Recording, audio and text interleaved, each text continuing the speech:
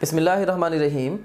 I'm Dr. Muazzam Manzoor and we are going to start off our discussion with the very important and conceptual subsection, that is structure and functioning of the urinary system. This particular subsection is pretty tricky from the examination point of view. According to the views of the students, one of the hardest questions which they face on their final entrance exam, they are from this particular subsection, and that is structure and functioning of the urinary system. So let's have a look at the big picture of this subsection. First of all, we'll talk about the organs of the urinary system. Secondly, we'll discuss the cross section of kidney in detail.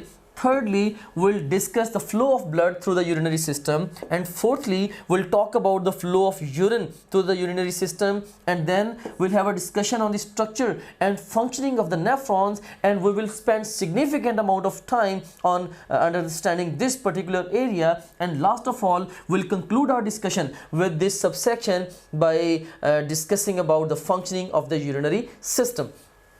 Let's start off with the organs of urinary system.